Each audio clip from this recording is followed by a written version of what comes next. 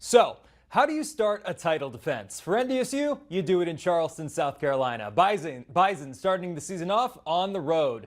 Second quarter, it's now 3-0 for the Bison. Bit of a slow start. Barika Kapinu from a couple yards out makes it 10-zip. That's very NDSU, and it was just the jolt the Bison needed. Later in the half, Cole Payton looking long. Raja Nelson makes the great diving catch for the score. 17-0 at the half for the good guys. Into the second half, North Dakota State blows it wide open. Kapinu, his second touchdown of the day.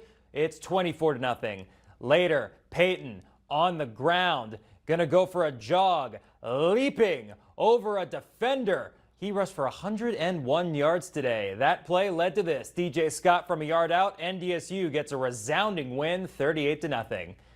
Now, I don't know what any of us were expecting at a UND versus Kansas State, but it definitely wasn't this. The Fighting Hawks go into Manhattan $475,000 richer.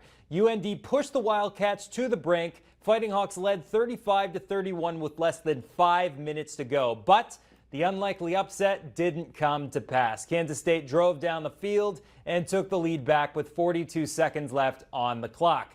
UND turns the ball over on downs, and Kansas State escapes. Wildcats win 38-35. Despite the loss, a rather encouraging start to the Eric Schmidt era for Fighting Hawk football.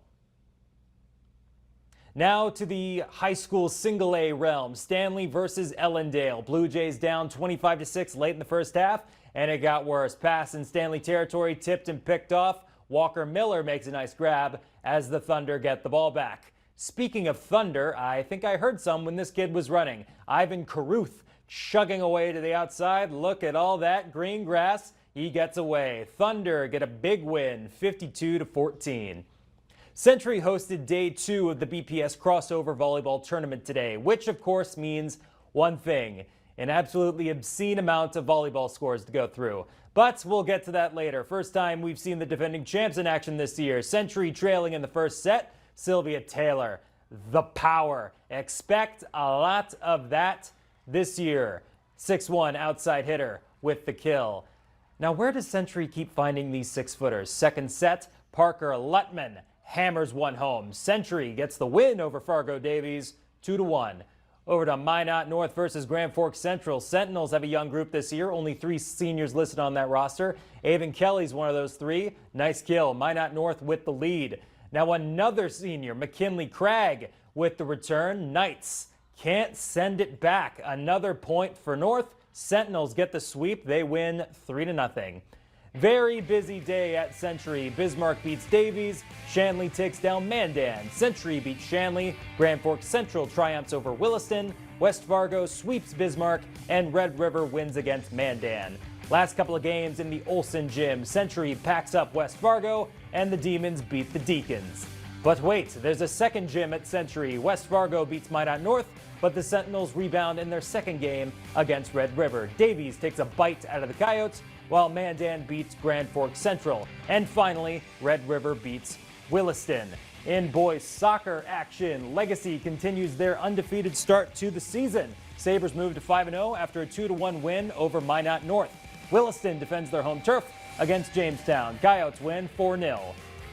And whoa, wait a minute. How did this get in here? I'm going to have a serious talk with my producer. Number 1 Texas falls to Ohio State 14-7. No idea how that got in there.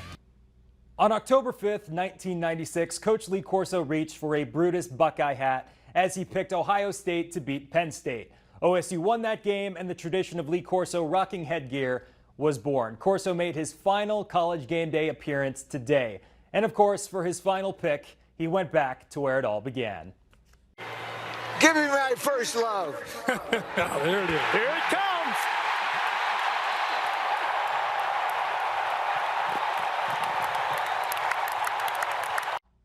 At 90 years old, Corso retires. Have a good night, everyone. We'll be right back after this.